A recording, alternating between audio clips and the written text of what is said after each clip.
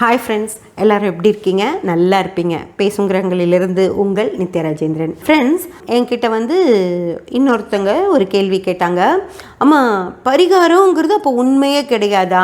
நிறைய பேர் இந்த பரிகாரம் செஞ்சேன், அது நல்லா இருக்குது, அந்த பரிகாரம் செஞ்சேன், எங்களுக்கு சரியாயிடுச்சு, அப்படியெல்லாம் சொல்கிறாங்களே, அப்போது நீங்கள் ஏமா பரிகாரம் செய்யக்கூடாதுன்னு சொல்கிறீங்க?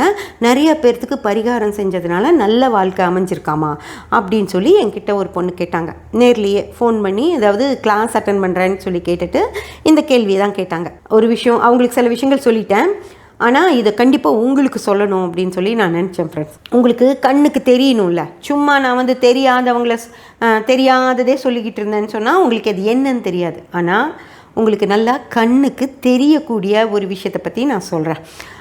உங்களுக்கு ஆக்டர் விக்ரம் தெரியும் இல்லைங்களா? அவருக்கு ஒரு பையன் இருக்கான் ஃப்ரெண்ட்ஸ், துருன்னு நினைக்கிறேன் பேர், துரு விக்ரம்னு சொல்லுவாங்க. அந்த தம்பியை ஒரு படத்தில் கூட நடிக்க வச்சார். அந்த படம் மிக சிறப்பாக போச்சான்னு எனக்கு பெருசாக தெரியல. தெலுங்குலையும் ஒரு படம் டப் பண்ணி வெளியிட்டிருந்தாங்க.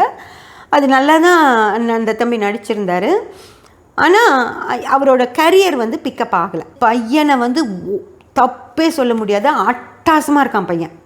ஓகேங்களா? இந்த காலத்து பெண்களுக்கு கண்டிப்பாக அந்த பையனை பிடிக்கும். அந்த பையனோட படம் வந்துச்சுன்னா எல்லா பெண்களும் போய் பார்ப்பாங்க. பசங்களுக்கு கூட கொஞ்சம் பொறாமையாக இருக்கும், ஆனாலும் சில பசங்களும் போய் பார்ப்பாங்க. நம்மளுக்கே பிடிக்கும், நம்ம பையன் அப்படி இருந்தால் எப்படி இருக்கும் அப்படிங்கிற மாதிரி நமக்கு பிடிக்கும். அவ்வளோ லட்சணமாக, அவ்வளோ அழகாக, அவ்வளோ மாடர்னாக, படித்த பையன் மாதிரி சூப்பராக இருக்கான் பையன். அப்போது அந்த பையனுக்கு ஏன் வாய்ப்புகள் வரல? ஓகேங்களா? நடித்ததும் அந்த பையன் அந்த படத்தில் நல்லா தான் நடிச்சிருந்தான். நடிப்பு திறமையும் இருக்குது. விக்ரமோட பையனுக்கு நடிப்பு திறமை இல்லாமல் இருக்குமா? அவங்க அப்பா கிட்டேயும் நிறைய பணம் இருக்குது, அவங்க சொந்தமாகவும் படமும் எடுப்பார். இவ்வளவு விஷயங்களும் இருக்குது.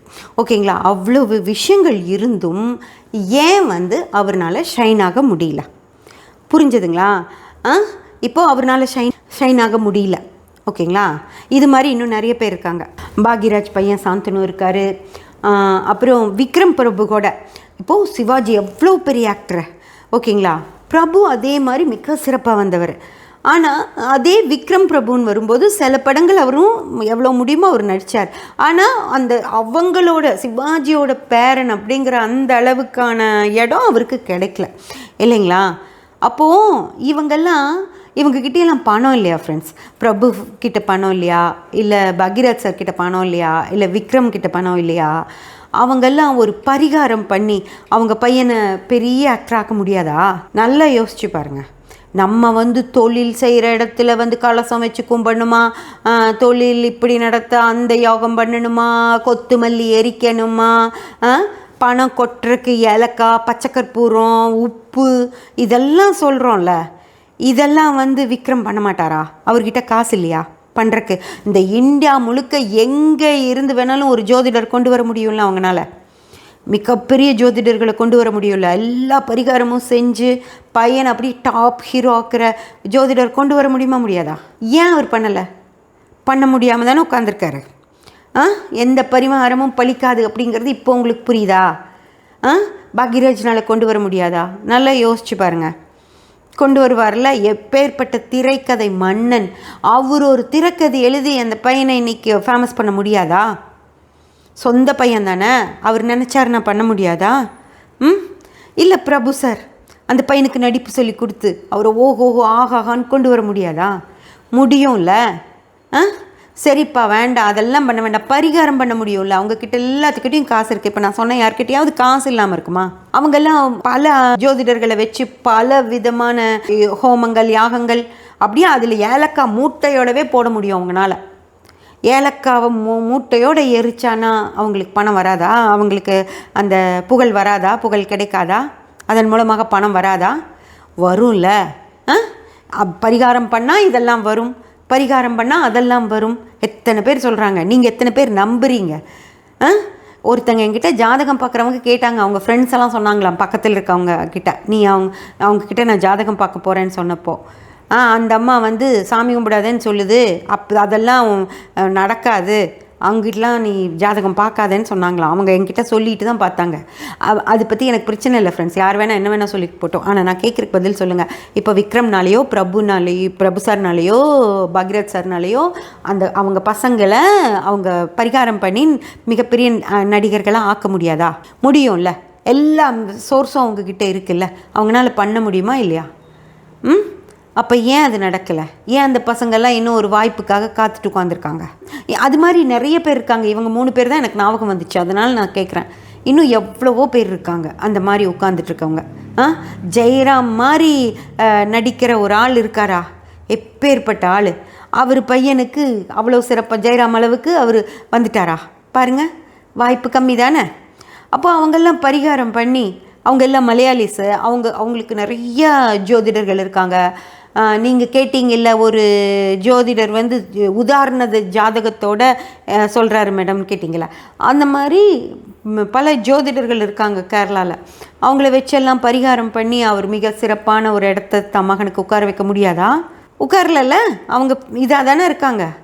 சரி, இன்னும் ஒன்று நான் கேட்குறேன். விஜய் சேதுபதி உங்களுக்கு எல்லாத்துக்கும் தெரியும். எந்த வித சினிமா பேக்கப்பும் இல்லாமல் சாதா குடும்பத்தில் பிறந்துட்டு சினிமாவுக்கு வந்துட்டாரா? கோடியாக சம்பாதிக்கிறாரா? அதுக்கு அவர் எதாவது பரிகாரம் பண்ணாரா? புரிஞ்சதுங்களா? அவரை மட்டும் ஏன் சொல்லணும்? சிவகார்த்திகேயன் போலீஸாக இருந்தார். அவங்க அப்பா. போலீஸ்க்கும் நடிப்புக்கும் ஏதாவது சம்மந்தம் இருக்கா? அவர் போலீஸாக இருந்து பையன் வந்து மிக சிறப்பாக நடிக்கிற ஒரு நடிகராக மாறிட்டார். ஆனால் ஒன்று, அவரோட திறமை நமக்கு தெரியும்ல. புரிஞ்சுதுங்களா? அவர் அந்த விஜய் டிவியில் வந்ததுலேருந்து சின்னதுலேருந்து நம்ம பார்க்குறோம் எவ்வளவு திறமையாக ஒவ்வொரு ஸ்டெப்பாக வந்தார். அதே போல் தாங்க விஜய் சேதுபதியும் அவரோட திறமையின் மூலமாக தான் மேலே வந்தார். சரி, இதெல்லாம் கூட ஆண்கள். நயன்தாரா லேடி சூப்பர் ஸ்டாருன்னு சொல்கிறாங்க அவங்கள. அவங்க என்ன பரிகாரம் பண்ணியா இந்த இடத்துக்கு வந்தாங்க? அவங்களுக்கு ஒரு புகழ் வெளிச்சம், பணம் கொட்டுது. எப்படி கொட்டுது? ஏலக்காய் எரிச்சா? இல்லை பச்சை கற்பூரத்தை அவங்க கிச்சன் முழுக்க போட்டு வச்சுருக்காங்களா? உப்பில் 1000 2000 எழுதி சம்பாதிக்கிறாங்களா? எந்தவித பின்புலமும் இல்லாமல் அவங்களோட ஒவ்வொரு உழைப்பின் காரணமாக தானே மேலே வந்தாங்க. ஓகேங்களா? இவங்கெல்லாம் பரிகாரமே பண்ணாமல் மேலே வந்துட்டாங்க. எந்த அப்பாவும் நடிகர் இல்லை, எந்த தாத்தாவும் நடிகர் இல்லை. ஆனால் அப்பா நடிகர், தாத்தா நடிகர். ஆனால் அவங்களால எல்லாம் மேலே வர முடியல. சரி, அப்படி தான் மேலே வர முடியலையே, பரிகாரமாவது பண்ணி வாங்கன்னா அதுவும் அவங்க வரமாட்டேங்கிறாங்க. அப்போது இப்போவாவது உங்களுக்கு புரியுதா? நம்ம ஜாதகம் தான் வேலை செய்யும். நம்ம ஜாதகத்தில் உங்களுக்கு நல்ல நேரம் இருந்தது, புகழடையணும் நேரம் இருந்தது, அந்த புகழ் மூலமாக பணம் கொட்டணும்னு இருந்தால் தான் வர முடியும். இதை விட்டுட்டு அதெல்லாம் இல்லை ஜாதகத்தில் அப்படின்னு வச்சுக்கோங்க. அப்பா சம்பாரித்த பணத்தை உட்காந்து தான் அனுபவிக்கணும்னு அந்த பையனுக்கு இருந்தது அப்படின்னா அந்த பையனுக்கு ஒன்றும் சம்பாதிக்கிற இது வராது. ஓகேங்களா? ஜாதகம் அப்படி இருந்தால் அப்படி தான் ஃப்ரெண்ட்ஸ் நடக்கும். நம்ம பரிகாரம் பண்ணிட்டா நம்ம ஜாதகம் மாறிடும் அப்படின்னலாம் நினச்சிக்காதீங்க. எவ்வளவோ பணம் வச்சுருக்கவங்கனாலேயே ஒன்றுமே பண்ண முடியல.